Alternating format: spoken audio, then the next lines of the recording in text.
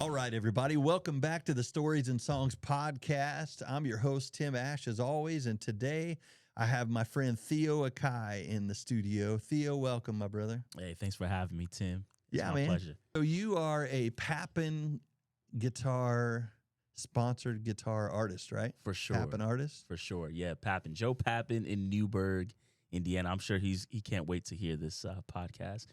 But yeah, when we met, I mean, after just fast forward to everything. Now I play Papins majority of the time. I'd say 95% of the time I play Papin guitars because he's built them from ground up with me, included me in the process. And it's not one of those where he lives in California or Italy or something. I can't get there to see the process. Like he's down the street from me, kind of Right. Newburgh.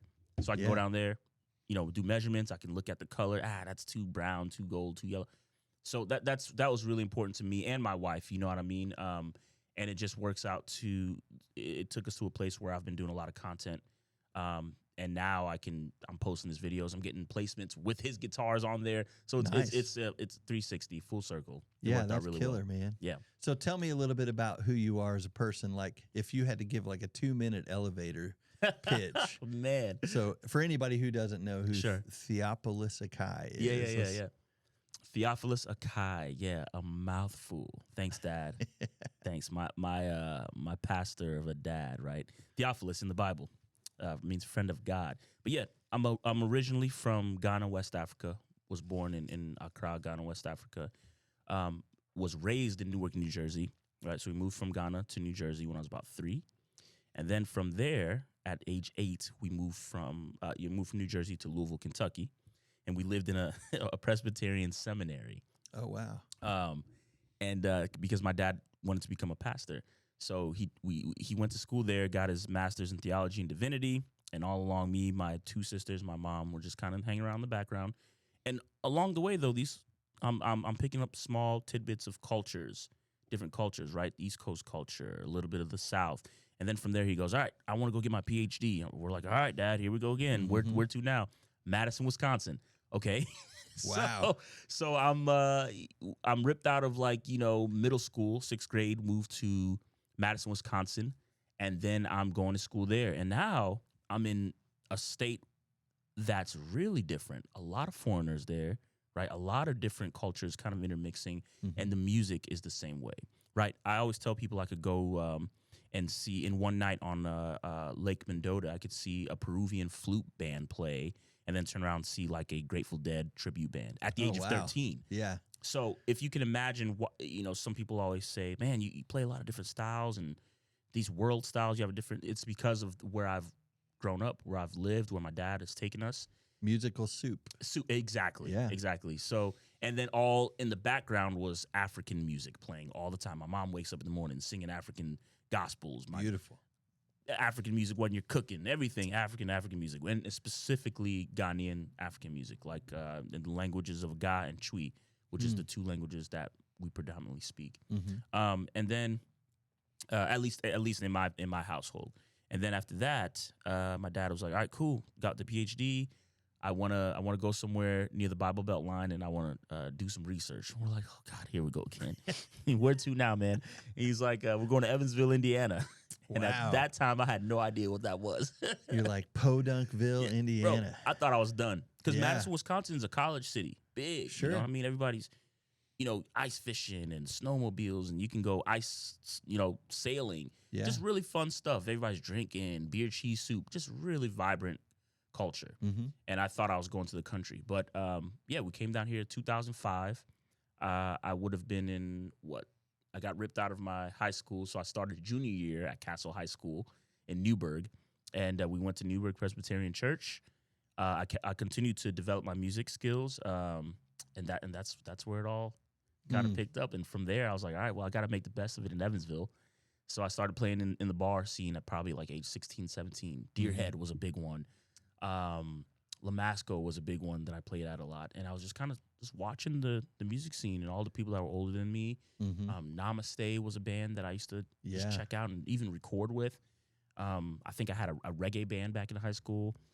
Just the stuff that I had that was in me from all these states and cultures I was living around finally just came out here in Evansville. Well, you're the source of your upbringing, right? Sure. I mean, and Sure. that's the truth.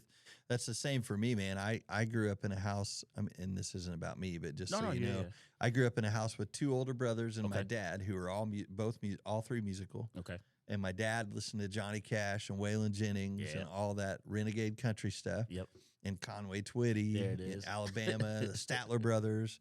And then my oldest brother listened to, Led Zeppelin and Joe Cocker and Joe English and Billy Joel and Journey and Boston and all that stuff. And Yep. then my second brother, my oldest brother's 8 years older than me, Okay. my brother Mike, and then my brother Joe is 4 years older than me. Okay. And he listened to hair metal, Yep. Trickster and Warrant and Bon Jovi and all that stuff. So I had all these different sounds coming from different rooms in the house all the time. Yep. Because we had a record player in our living room with old country on it all the time. Yeah, that's And my pops. brother's playing the Beatles and Bad Company in his room, and my other brother's playing hair metal and rock in his room.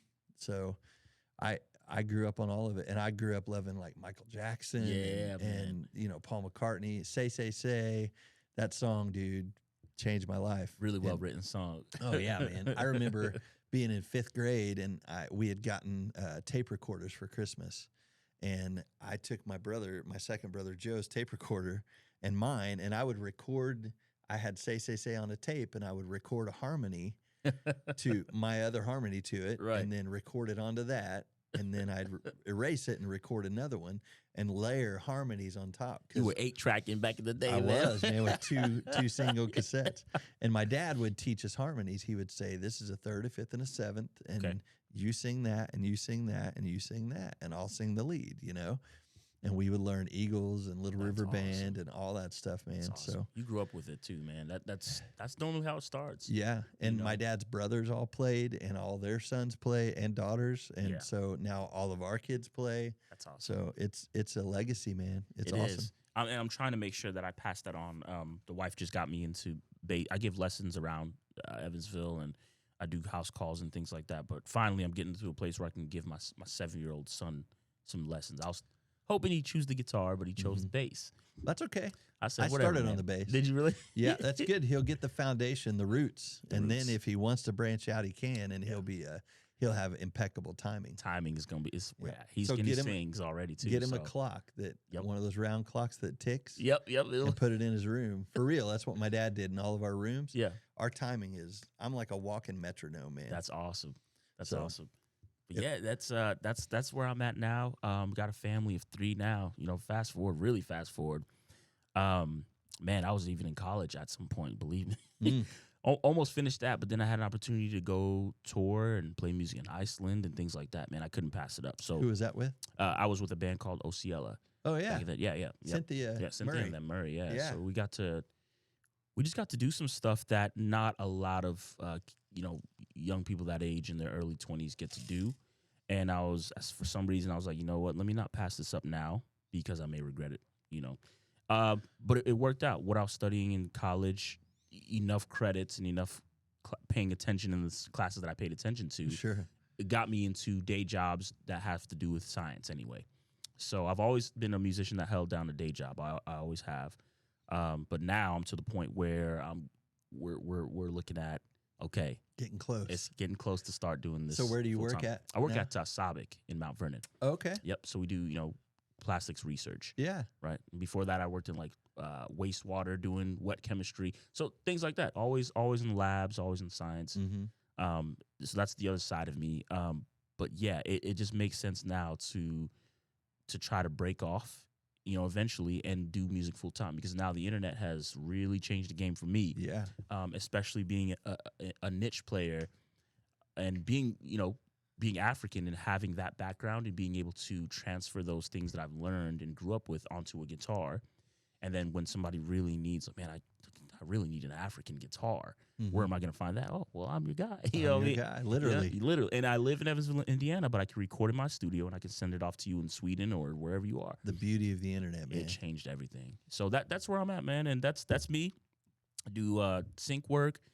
I've done some work with NBC. I've done jingles. And I'd say the main thing that I'm doing right now is it's placement world. So I'll get maybe an acapella from an artist, and I'll be told, hey, can you compose all the guitar parts for this, and then just pretty much recreate the song for it, and that's what we do. Around an acapella. That's what I got. I just did a live on TikTok last night about that. Wow. Showing how difficult it can be. Yeah, I can imagine. Do they sing with a click or anything? Yeah, normally they better be on a click, at least. Otherwise, it's gonna be even more crazy. Do you do that with Greg Williams? You guys work together on that? I haven't worked with Greg for some time. He's in Nashville. Yeah. So he took the plunge and he said, you know what, I'm gonna do this, and I'm so happy for him because it's changed his life now. Oh yeah. I talked to him quite a bit. So. Yeah, Greg's a good dude. We have a couple mutual friends down there. Brandon Bagby plays he's a guitar. Great guitar player. Great man. dude, that man. dude. Yeah, he toured with Mandisa. Yep.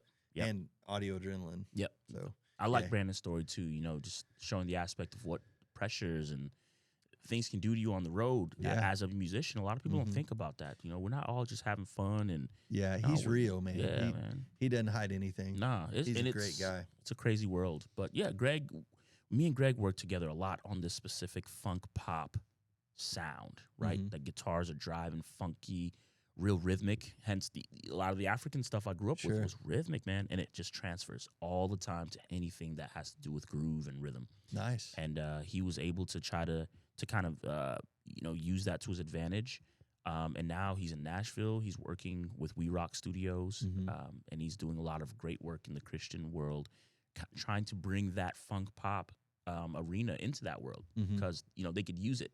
Yeah, and he knows how to do it in a way where it's not cheesy, it's not corny. Sure, it just works. So sure. Yeah, that's cool, man. I know he's got a lot of great opportunities. That's great, man. Yeah, well, dude, it sounds like you have a lot going on. Yeah. And I think I agree. At some point, you have to look at everything at the bigger picture and go, okay, so I have this much put back, make sure you put a big chunk of money back. That's the hard part, right? Yeah, right, because it always goes somewhere. And taking that leap. I mean, I did it a long time ago, and I've always kind of worked too. I was a union pipe fitter. I worked at Sabic for about 3 years. You know where I'm at. So so I did that for a long time, and then it just became a thing where I'm like, I gotta find a way, and I have here, find a way to do what I love to do, but still make a paycheck until this pays off. Which I have a lot of big things going on with this podcast and with my music, and things are happening. It's gonna work out. Joe Rogan's going to be calling me soon to be on my podcast. Hey, Tim. Hey, Joe. Anyway. Well, hey, man, so I have this list of questions, and we call them rapid fire questions. There we go. And it's really to get you warmed up for talking, but we talked for 45 minutes before we started. So. But I'm going to do them anyway because my listeners love them. Yeah, so you just tell me the first thing that out of the two things I give you, whatever you prefer. Okay. Sweet or salty? Sweet. Okay. Coke or Pepsi? Coke. Coke? Yeah, Coca-Cola, man. Sugar. I know. Tea or coffee? Tea. Yeah, me too. Yeah. Me too. Hot weather or cold weather? That's a hard one. I want to live in Florida right now. I do. We just came back from Key West, so I'm all about Florida. Like, I could move there tomorrow. I'd miss my friends here, but I don't know, man. But I love Wisconsin weather too. Mm-hmm. That's why I love where we live, because you get it all, right? You do. Yeah. I love the ocean, so I'm gonna say hot weather. Okay. I'm a beach guy, man. Me too. I need to put my feet in the sand and in the water quite often. Yep. All right. So this is an important one. Sure. Van Halen or Van Hagar? Man, Van Halen. Okay. Can you say why? I'm keeping it that. I'm keeping it at that. Okay. That's it. All right. That's good. We'll have another conversation about that. Yeah, that could be a whole podcast. Yeah. Yeah, okay. So Van Halen. Yeah. All right. Oh, yeah. Mine's Van Hagar. Oh, fair enough. Just saying. It's the vocals. Yeah, it is. Beautiful. Hagar, come on, man. Those vocals are beautiful. But. Yeah, and the thing is, here's because everybody's like, oh, dude, I don't want to go down that. Yeah. But we're not going to change anything. No, it's just your own opinion. Yep, and we hear things differently, and I feel something differently. I feel things differently with guitar than so it's all different. I had Lindsey Williams on last weekend, and he was like Van Halen, and I love Sammy Hagar, but it's just because David Lee Roth and the front man that he was, and what they brought, and he said it brings back a memory. Yep. And I'm like, that's it. Yep. That's it right there. That connection that you have to that lead singer, to that form. Yeah. And music's it can be beautiful, that man. could be with any band, and we'll get into that. Oh, yeah. So, okay. So your favorite singer of all time, if you had to pick one. Singer. Oh my gosh. These are not easy. Man. Favorite singer. You can give me your top 5 if you'd rather. Okay. I would say, and Michael Jackson's up there somewhere. Okay. I'll say Sam Cooke is up there. I would say Al Green is up there. Oh yeah. And this is an odd one, but not vocally, in tune, but James Brown, man. That, because the way he commanded a band, commanded that frontman power, Commanded and the just crowd and everything. God, and so the vocals just, even if they were out of tune or screaming, they just naturally hit me. Yeah, always hit me. And I'll say Jasmine Sullivan is another one. Yeah, she's a really great R&B artist, man. Really, really amazing vocalist. Nice. Yeah, and really a lot of my vocalists that I really would say are amazing come from the church, man. They're all church vocalists. CeCe Winans. CeCe Winans. And then right now, Yeba, too. Yeba's, she's crazy. Yeah, man. CeCe's one of them that could sing the phone book, man. All the Winans were good. And Toby Hitchcock, he's our other favorite singer. Toby, he's okay. He's a monster, man. He's nuts. I always said if there were, it's so funny, man, because he always introduced me to people as the best singer in Evansville. And I'm like, no. And then I would do that to him, like when he'd meet new people. And we always do that with each other. But dude, if it came down to me or him being the last singers on the earth, I would just quit because he's that much better. He's so really good. Good, man. He's good. This is not the Toby Hitchcock podcast. No. Oh, and Reeser Williams. I almost forgot Reeser from Cathedral. Oh, yeah. Something about the life that he's lived, right, man? It comes out in his soul, out of his mouth. I mean, it's so much passion, man. Dude. You can't. That dude's one of my favorites, and and I know him. So it's pretty cool. Yeah, that's awesome. All right, now here's the hard one for you, being a guitar player. Yeah. Top 5 guitar players of all time. People ask me this question quite a bit, and it's the answer I always give. People are always like, "Well, what?" I never grew up listening to too many guitar players because, and if I did, it was like Dabla Diablo. That's an African guitar player. Oliver Mtukudzi. He's from Zimbabwe. He's another African guitar player. Habib Koite. So I'm just listing off the African guitar players I listen to. Those are my favorites. When it comes to like contemporary music, American music, man, I listen to more keyboard players, horn players, drummers, because I don't know why. I just was never like, I'm gonna sit down and listen to a guitar player play. It makes sense though, because to listen to you play guitar, you play a guitar like it was a horn sometimes. Awesome. I never thought about that. I mean, I totally get that now. Yeah. So I don't listen. Van Halen for sure. A few session players from the 80s. Of course, Toto. Sure. Everybody in Toto I listen to. Steve Lukather, like that for sure. But I don't just sit down in sessions and say I'm listening to these guitar players. It was always other instruments, horns, especially horns. Just that, like just that rhythmic. Well, that's what I'm saying. Yeah. That's what I hear in your playing a lot. Now that I put it together, that's awesome. So, you know a guy named Terry Sarter? You ever met Terry? He's a guitar player from Evansville, and I've heard that guy. You say, "Hey, can you play some chicken picking?" And just whatever you want off the cuff. He's like Monty. Monty's crazy, man. Guys like that make me believe in aliens, man. And make me believe that I don't need to be playing music. Me too. I need to just put this down. I remember one day I was at a Guitar Center just playing this bass and checking it out, and then he sat down, and I'm like, "Hey, what's up, man?" He's like, "Dude, you're a killer bass player." And then he starts playing, and I'm like, "What? I'm done. I'm not even a bass player anymore." I play on stage with that dude, and I'll look at the crowd and say, "I'm done." Yeah. You know what I mean? Like, here's Monty. Yeah. We had a battle like a few weeks ago, on stage. Me and him, And those battles are always fun, man. He'll play his horn or something, or his iwi, and I'll play guitar. We'll just go at it. But Nice. The beauty of me and Monty's relationship is that, and really anybody that I get to play with, the licks and the phrases and the language that we learn from each other. Mhm. Right? He's from a jazz world. I'm not huge into jazz, at least American jazz. And Sure. so I've learned a lot from him. And sometimes I'll catch him playing some little licks and rhythm sets and phrases that I've always done. I'm like, yeah, you like that, don't you, Monty? Yeah. He skeeved a little bit from yeah, you. yeah, there you go. Nice. Nice. Well, cool, man.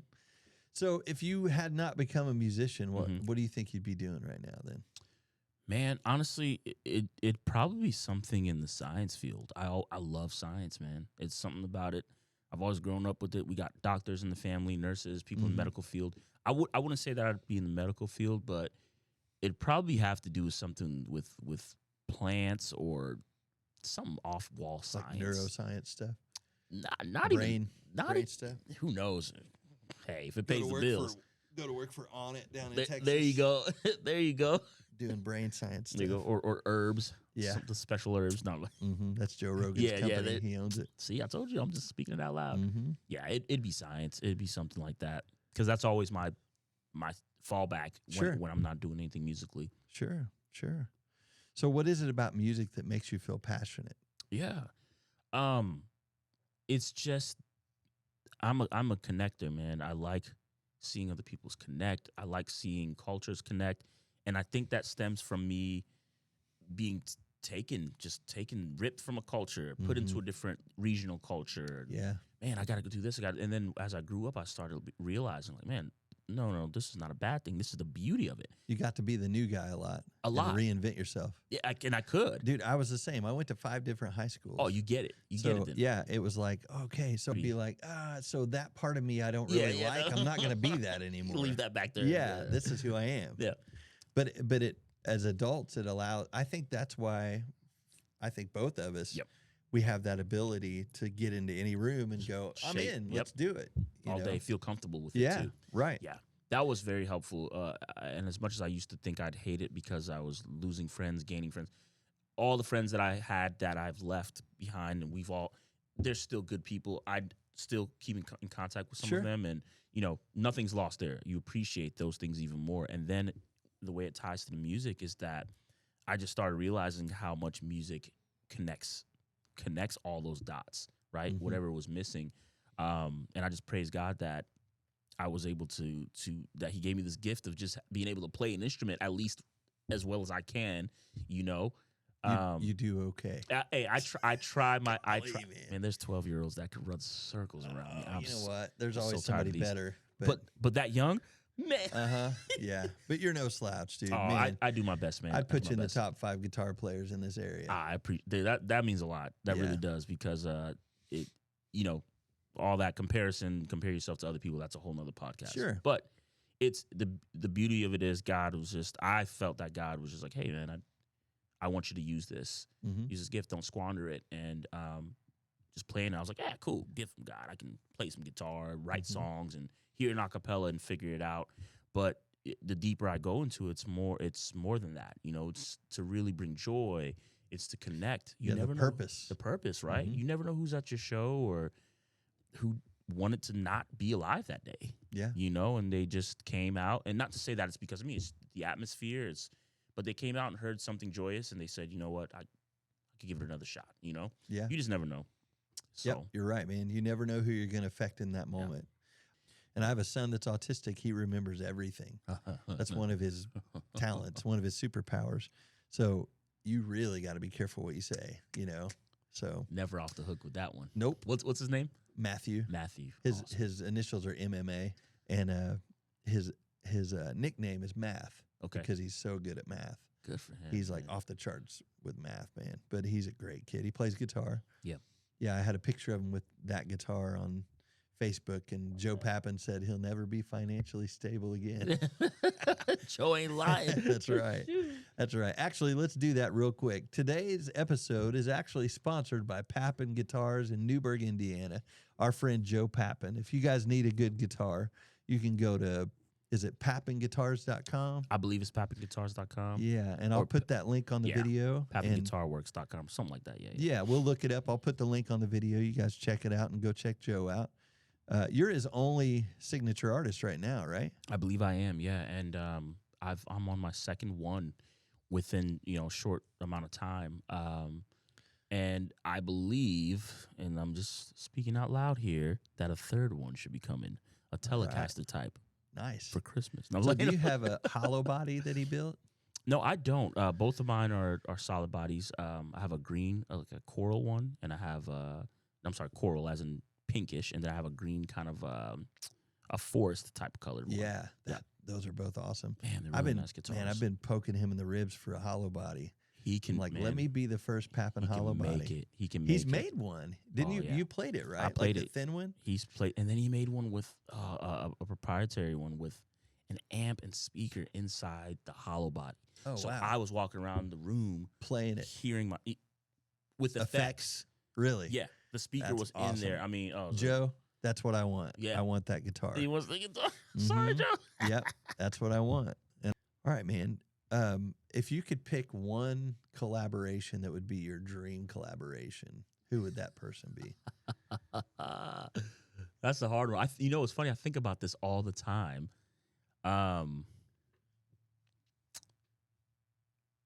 It would have to be right now, and it's going to change tomorrow, but right now it would have to be Mateus Asato. Like, he's just man, the way he plays is so intuitive. It's so natural. Mm-hmm. And I can't even explain it. The double stops, all his techniques are just flawlessly flawless and kind of off in a way because it's so natural. He makes the guitar bend to his will.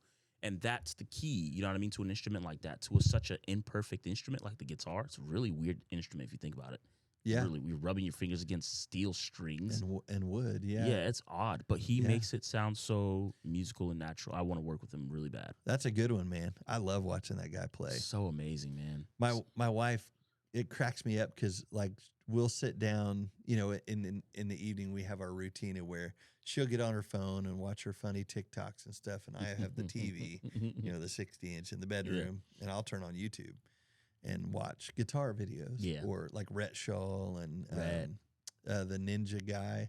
Yep, Samurai guitar. Samurai, yeah, I love watching that guy too. But it's funny, man, because I watch all that stuff and then I'll try to talk to her about it, and she's like, I have no idea what you're talking about. I'm like, I just watched it. She's like, I was in my own world over here. Sorry. But it's wild. One thing I'm learning with this podcast is that I'm not alone. Mm-hmm. That's what we all do. Mm-hmm. At the end of the day, when you're chilling, sometimes I'll read a book, man. I'm a big reader. I try to read 2 books a month. Okay, good deal. So, but I think we all kind of do the same thing. Yeah, man. Just sit back, watch a little YouTube, and then go to sleep. Yep. Yeah, wife and I'll hit the YouTube more so than her because, again, as much as I don't watch guitar players a lot, it's always nice to go and click on see a new video from a really good guitar player and just see something musical that hits me in the heart, and then we'll watch our Netflix and go to sleep. Yeah, sure. So do you do like reviews on your channel, like pedal reviews, guitar reviews? Have you thought about doing that? I haven't yet, and it's always been a thought. So, again, a lot of my work that I get comes from Instagram and TikTok, right? A lot of my fan base is on those 2 platforms as opposed to YouTube. I have not given YouTube as much attention as I should have, and I've used so much equipment. But I find it right now that Instagram has always been the place that kind of gets me work. Sure. So I post a 1-minute video of me doing a certain style. Next thing you know, a producer in the Netherlands is like, hey, man, I really like that style of guitar. Can I use that loop? And I'm like, okay, here we go. This is what we're going to do. Let's write up the contracts. You have an artist in mind. Yeah, I got an artist here. The artist loves it. Next thing you know, it's a song. It's out. Everybody's good, So that's how my Instagram's worked. A lot of the videos I'm posting on Instagram are kind of my portfolio, resume, CV, if you will. Right on. So that's really what the hip-hop placement world is like. It's a first come, first serve. It's, hey, is the artist going to even like this? And then it's like, okay, are we going too far off from hip hop? Are we in pop territory? Sure. But it's always that, okay, who can take this rap genre and kind of make it, palatable, still fun, but still have a groove. Sure. And that's what I do a lot of is the hip hop. And Do you have an all-time favorite song? Like if you could pick one song that your go. Let's do this twice. Yeah. So one of them is like, what's your ultimate in the car by yourself? Yeah. That nobody else, you don't want anybody to hear you singing and playing. What? And then what's your favorite song? Man, I'm one of those that favorites are hard for me because they change, man. They change daily for me because of my moods, what I went through that day, how I'm feeling, how mad my kids made me that day. Again, I'm gonna fall back onto the African music. So one of my favorite songs is Neria by Oliver Mtukudzi. He's one of my favorite artists, man. He's gone. He's passed a few years now, but you're gonna have to send me some links. Yeah, so I will. Check this stuff out. And on my Spotify too, I'll send you that link. I have a playlist that's called Africa. Okay. Just of the songs that I Dude, I would love to hear it. Yeah, man. I love that kind of stuff. Yeah. I just don't know where to really find it. Oh yeah, it's pretty music. When I hear it, I think of vast lands, the Sahara, and just where these people grew up, the things they've been through, culture wars, all sorts of stuff. So that's probably one of my all-time favorite songs right now, this week, this month, this year. I don't know. So we'll see what happens. It changes. Nice. And then something I listen to in the car that I don't necessarily want people.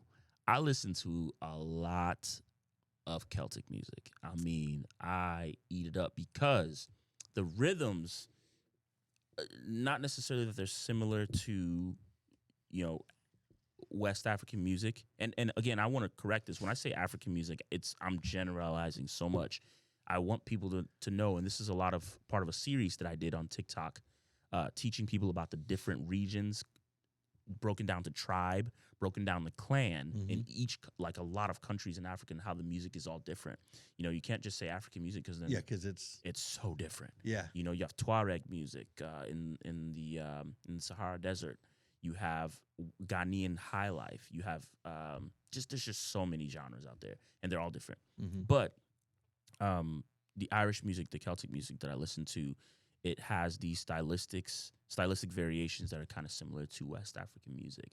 Okay. Some of the jigs move in such a way that I'm like, man, that's familiar. What is that? And then you start hearing the melodies. It started in Africa, right? I mean, that's what they say. The banjo, Bela Fleck, one of my favorites. See, he's not a guitar player. Yeah. I love Bela. Maybe I don't like guitar players. Man. Maybe I just don't care for guitar players.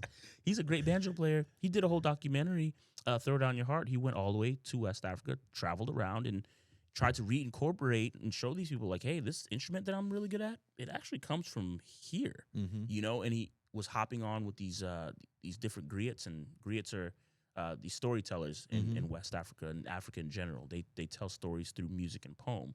He hopped in on these sessions with them with the banjo, and it sounded like it should have been there the whole time.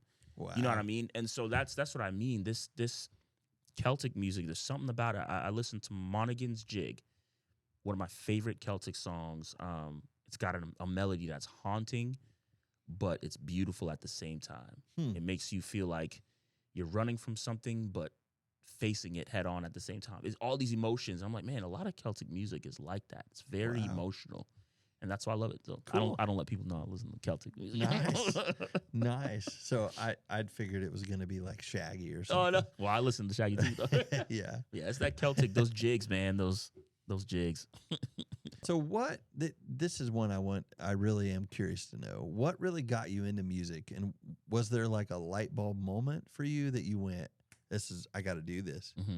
Was it just a collective of everything that you went through, or was there a moment that you can say, this is when I knew that the guitar was what I wanted to play? Sure. Well, my violin teacher told me that I wasn't that good at it, and that's really it. Straight up. You went to guitar. Straight up. At that time when I was playing violin, it was I would have been in Wisconsin. My violin teacher for the school, I was in the orchestra. I was okay at reading music. I was okay. I did everything by ear, though. Everything was by ear, by ear, by ear. So I was fine. Slow sight reader. Okay at violin. I hated the fact that there was no frets and no markers. I was like, man, this is weird. And eventually I was getting into Red Hot Chili Peppers with my my Wisconsinite friends, my Madisonians. Their parents were all like lawyers and, well-to-do people, but you got to remember where we lived in Madison, all these people were like almost like hippies, man. Mm-hmm. They all listened to Led Zeppelin. They all listened to, you know, Grateful Dead, Yeah. and then back to Creedence, Clearwater, everything. So I'm Sure. sitting here like, man, I really love this type of music. So I'd start taking the violin in class. After class is over, I'm playing it like a guitar. Like, man, this is way more awesome. So I'm starting to figure out the chords Yeah. on the violin. Next thing you know, my violin teacher's like, man, hey, Mr. Akai, he's not really that good. So my dad was like, okay, well, you're not that great at this thing. What do you want to do? I'm like, I think I need to get a guitar, Dad. Lo and behold, he got me my first. It was a black Fender Stratocaster. I'll never forget it. And that's where it started. Nice. That's it. Do you still have that guitar? Gone. We Usual. all sold our first guitar, didn't we? I actually still have mine. Do you really? It's hanging in my bedroom. Oh, I wish I kept it. Now at my house. Well, so I sold mine for rent back in some desperate time in my life. Sure. And then it showed back up at a pawn shop, and my friend Rob and Dennis, you know Dennis Liola? Yep. Yeah, so Dennis and Rob own Drums, this pawn shop, and Rob called me and he was like, hey, man, I got this guitar in here, and I think you're going to be interested in it. And I came in and looked at it, and it had my initials where I had scratched them in there. He didn't know it was my first guitar, but he's like, was this yours at one time? I'm like, dude, this is my first guitar. I sold it for rent money, like back in the day. What was it? Just a Yamaha FG07 or D7 or acoustic? something. Yeah, just an acoustic. And I mean, it still has a solid spruce top. And, you know, my dad got it for me when I was in 8th grade. Wow. So, yeah. So I have it hanging on my wall. Musicians go through a lot, man. People don't realize a lot of weird things happen in this world of ours, man. Well, you know, we're an eclectic sort, right? Mm-hmm. I mean, we have said, okay, so we're going to take this thing that we create and we're going to put it out. We're going to put our heart on our sleeve. Yep. And lay it out there for everybody to judge and hope that you like it. And if you don't, we just have to live with it. Yep, that's but we're going to do it anyway. There's a level of resilience that you have to have. It sounds terrible when you put it that way. Well, but it's true, it's right? It's true. It's like what we do. I'm just going to lay my heart out on the table for you and sing you this song. And if you don't like it, then I'm sorry you didn't like it. Yeah. So, but I came to the conclusion a long time ago. You know, Jimmy D Talent says they pay us to load in and out. The music is a bonus that we get to go do. You know, they're not paying us to do music because we love it. Hey, everybody, what's going on? I was just sitting here doing some editing on some of these podcasts I've done over the last few weeks. And I wanted to pop in and say thank you so much for being a part of this with me. It's so exciting, this journey I'm on and where it's all headed, all the new people I'm getting to meet and all the old friends I'm getting to interview.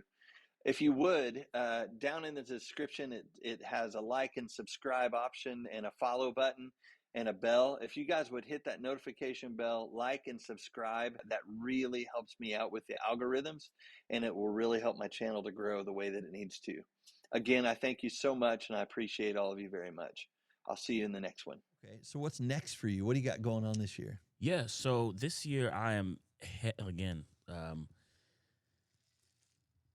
we're working towards a world where I am supporting my family playing music full time, whatever that means. If it means doing more sync work consistently, more work with the big networks like NBC, or if it means finding a set of artists that I can grow, that are growing on the up and up, and I can lend them my production expertise, you know, things like that. And then lessons, just everything that I have the skills for, throwing it all out there and saying, hey, I'm gonna give it a shot. That's Write the it all biggest down, thing. man. Yep. Make a list. Yep. Write it all down and make a list of what you want to do. Sure. And then out of that list of 20 things, mark 12 of them out. Sure. And then go, these are what I really want to do. And then mark 4 more out. Sure. And then those 4, that's what you do. Yeah. Because you don't want to spread yourself too thin. Yeah. But if it focuses around you and the guitar and production and what you're doing, because you can be the best at all of those things a little bit. Yeah. Or you can be the best at what you're doing all the time. Yeah. And I'd rather do that. That's right. For sure. So yeah, I love the composing, man. That's getting acapellas and somebody telling me, hey, I want you to compose this song. That blows my mind, man. I love doing it. I would love to help. I would love to join in on one of those. Oh, it's fun. It's fun. I would love it, man. That'd be really cool. So, Yeah, man. We got to be multi-skilled. You do, man. You These can't just be a days. guitar player or a singer. You got to No. know how to. Well, you got to know how to do video. You got to know how to market yourself online. It's a lot of work. It is, man. But if you do it right and do it well, I mean, we mentioned like Rhett Shull and Rhett's awesome, man. and yeah, you know who RJ Ronquillo is? Oh yeah. Love that dude too. Yeah, man. I've met him a couple times. He's super cool. Yeah, and man. I'm not the best editor. I edit all my videos, I do, but it ain't nothing for me to go to Fiverr. Hey, can you edit this for me? Really? Sure. You know what I mean? Just do- Well, yeah, man. And the thing is, if you learn a few shortcuts, Yeah. it's not that hard. I use Final Cut Pro. Final Cut. I use DaVinci. That's what I've been using. DaVinci Resolve. Yeah. I have that on here. It's I just fun. haven't. I just know all the shortcuts for Final Cut, and it's standard. So cool. All right, man. So we got off topic there a little bit. Oh, but, you're good. So this is a little bit of a serious one. At the end of the day, when the pastor is standing over your box that you're laying in, or are you going to be cremated, or are you going to be buried, or what are you going to do? I'm going to be cremated. I think I'm gonna be buried. Okay. Yeah. So when that day comes, what's the one thing that you want people to remember about you? Man, he was a God-fearing husband, a good husband, and a good father. That's it. Above the music, above everything. So for me, it's God first, then me and my wife, and then the kids. But that's it. It has to be being a good father and husband first. Mm-hmm. Yeah, because if I'm not doing good at that, I need to say, hey, music, chill out, because this is more important than even music. Yep. I could lose music. I mean, music could be with me at all times, but hey, if I lose my family, man, come on, man. Mm-hmm. God, the pastor's got to say, this man was a God-fearing husband. He was a good father. So to earmark with that, and what one thing would you want your kids to say about you? My dad was the best guitar player in this house. In this house. Nice. I don't know. He's playing bass, but he might start playing guitar. That guy. So it may be your son someday. I know. I pray, man. I'm just letting them have fun with it. I never pushed them, and all of a sudden, mom's got him a bass, and we're taking it easy. Nice. Just little by little. Did you get him a short scale? He got a short scale Squire Fender bass, and he can hold it. And my wife wants me to treat him as another one of my students. Hey, he's got to be on a schedule every week. But I'm failing because he's my son, and I'm just like, hey man, you want to pick it up today? The plan is to get him, because I can't. As a father, it's great. It's fun. He's hype with me, but it's like trying to be your wife's personal trainer. It just doesn't work, right? Honey, why you're not doing it right, honey? What you say? We'll see. Yeah. Dude, I knew those would be your answers. I knew it because along with being a great musician and a great guitar player, dude, you're a stellar human being. Thank you, brother. Thank you. And over everything, that's whenever I made this list of people that I want. I love it because I made this list of people I want to come on. My first criteria was, this person is a great human being and they're a great musician. Everybody that's been on here. Yeah. And it's funny because a lot of people are like, well, man, I bet you have all this wisdom that you can bestow on everybody with all this stuff you've done. I'm like, you know what? I don't know anything, really. I'm actually selfishly doing this to learn from you guys and to be better. And I learned the art of listening through doing this podcast. Sure. The art of not listening to have an answer for what you're saying. Mm-hmm. It's just of listening and taking it in and taking a breath and be genuinely interested in what you're saying. Yeah. And it's a beautiful thing, man. It is, man. You're doing something really cool here. Thanks, man. So, I know. And the room, it's a cool vibe. Yeah, it is. And if they wanted to check you out on social media, where would they go? Sure. Look right over here. Over here. Hey. You just go to Instagram.com/AkaiBoy. So it's my last name, AKAIBOI, right? AkaiBoy89, I believe that's what it is. And then you can go to follow me on Facebook, Theophilus Akai. It's a mouthful. I'm sure the links will pop up, but you can find me there on Facebook. I post a lot of my videos there too for some of my older fans that might not have Instagram. I'm not trying to say that older people don't have Instagram, but Put I it on am. Facebook for them. For them. 50 and overs. There you go. And then TikTok as well. I do a lot of educational stuff on TikTok, especially dealing with, kind of the musicology aspect of African music in different countries. So my TikTok is also AkaiBoy89. There we go. All right, brother. Thanks for coming on, Thank man. you. Everybody, thanks for hanging out with us today in the Stories and Songs podcast. I'm your host, Tim Ash. He's Theophilus Akai. Theophilus, yeah, you got it. And we will see you in the next one.